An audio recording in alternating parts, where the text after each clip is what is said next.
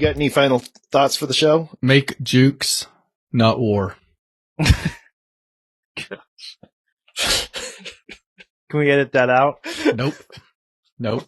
I had my game face on. A car from French touring car racing. And the British touring car champion, European touring car champion, DTM hero, Le Mans winner. He's at the wheel of the...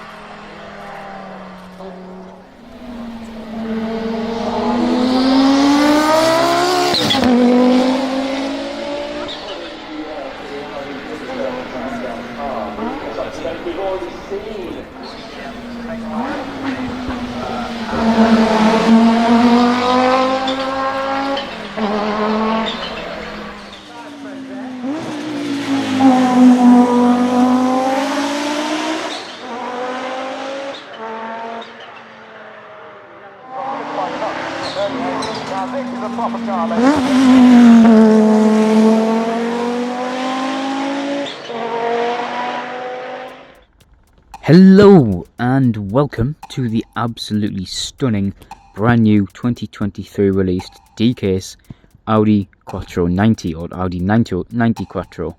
This is of course a DTM racer, which is a German touring car league where they have extravagant body kits put on rather mundane cars of the time.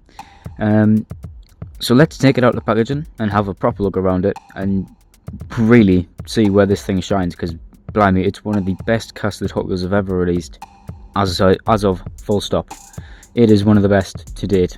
It is just absolutely fantastic. So let's take it out of the packaging and have a full in-depth look of this beautiful, beautiful cast. Now, there really isn't anything like the smell of taking a cast straight out of the box and having a smell of it. The paint is fantastic. Anyway, you can see that this is a genuine real modelled off the 90 Quattro racer of the time, with the Quattro livery on, or the Audi Quattro livery. Of course, the rally cars had yellow where the red is, however, still cool. We'll start on the front end, where of course you see just how wide this thing really is, where usually the end of the headlight would be the end of the fender. It extends out, well, quite considerably, as of course you can see. Fully detailed in this thing. I'm really impressed by detailing on this, to be honest, to be full stop on that.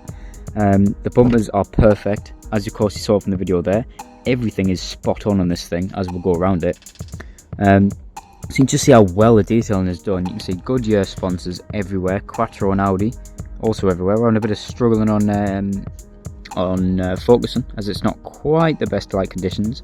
Number 4 on the top next to the 2 vents on the bonnet. However, this isn't the bonnet, I don't believe. I may be stand corrected, but I think this whole thing lifts off. Might be wrong though, as a clamshell. And on the side you see more sort of vents and grills coming around from that side fender. Now jumping onto the side is where this thing really shines. I love this thing's side profile, and actually for once I don't mind these Aerofan wheels. I think they suit it very well, especially in white. They are quite true to the genuine real ones, although it would be nice to see some more Aerofan wheels. These are definitely not too far out of the realms of being not too bad, if you know what I mean.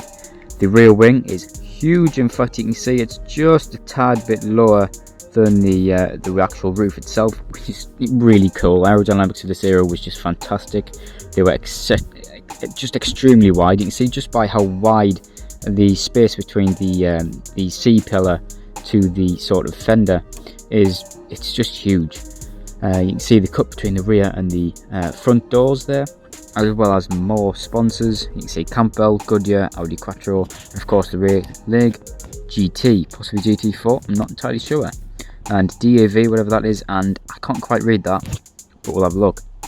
On the other side, another Hot Wheel logo right in the centre, right there, as well as more of the continued livery, and I must say the livery is quite well done, especially for being a mainline. They've done quite well. Of course, you've got areas like this, but that's going to happen. It is a mainline. It was really produced for less than $1 in theory.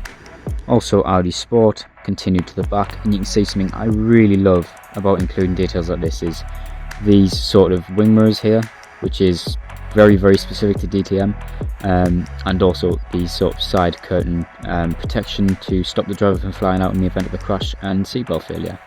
That is cool, and I love attention to detail like that, including also the double aerials for pit crew and overall race control. Now on the back end, there was no detail, but I'm not surprised and I'm not complaining, as the rest of this thing is absolutely nailed, spot on.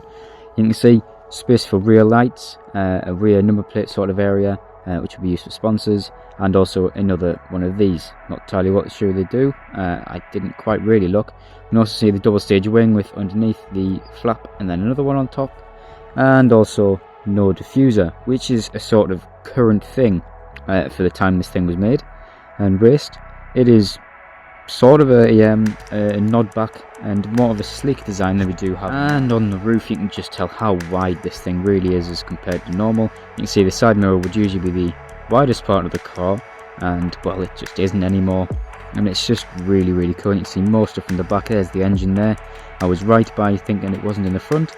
This in the back. It's of course a turbocharged 5-cylinder beast of an engine powering an all-wheel drive fantastic system with a huge single wiper in the middle, and I love this window banner here.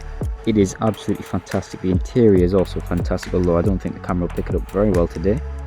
You can see very well detailed. I can't wait to see this thing customized.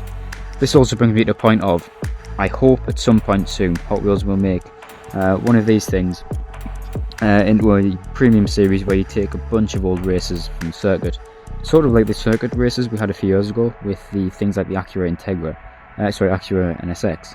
However, taking it back to the 90s and earlier with these things, they would be fantastic, and I hope it happens very, very soon. So I'm going to take a look at some pictures now that I'm going to take of this thing. So I would like to thank you all so much for watching. Stay safe everyone, have fun, and of course, stay juke'ing.